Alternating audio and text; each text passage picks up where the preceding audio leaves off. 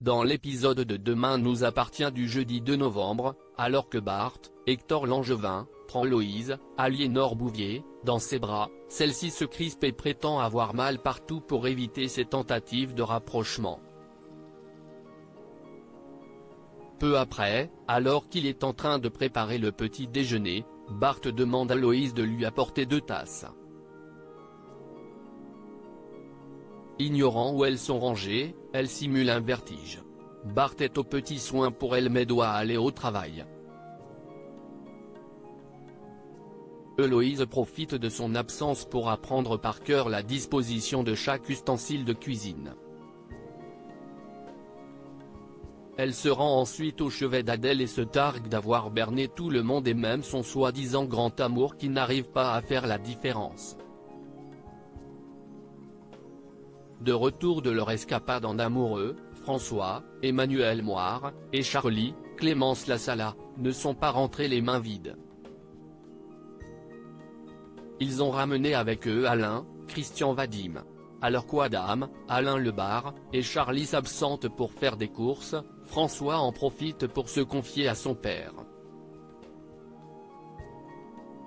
Il n'arrête pas de penser au baiser qu'il a échangé avec Soisic et se pose moult questions. Il est complètement perdu. Alain le comprend mais le met en garde.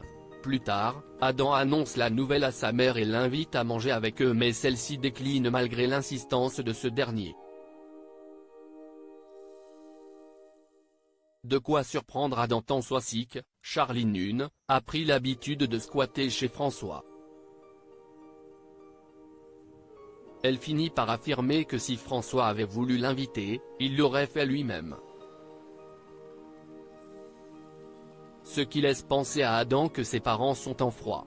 De son côté, Charlie prend un verre avec Christelle, Ariane Séguillon, au spoon et lui avoue trouver l'attitude de son chéri étrange.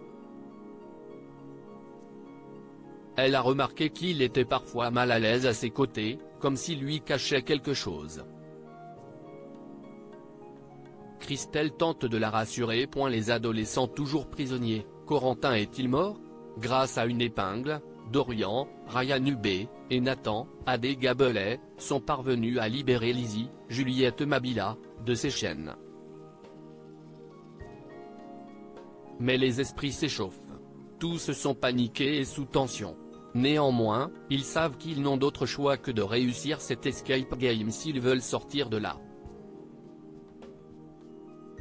Rien n'y fait, ils ne parviennent pas à trouver la combinaison du digicode qui leur ouvrira la porte. De leur côté, les parents des adolescents s'inquiètent de ne savoir où se trouve leur progéniture ni d'avoir de réponse à leurs appels. À tel point qu'ils décident de prévenir les gendarmes. Après un nombre incalculable de tentatives, Corentin, Elias Goldberg, a enfin réussi à percer le mystère du digicode.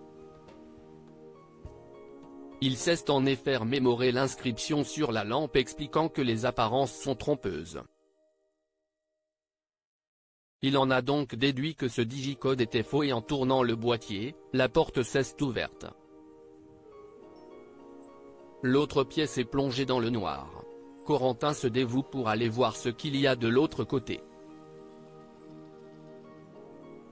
Mais après quelques pas, il est frappé par un coup de feu et la grille se referme. La lumière s'allume alors.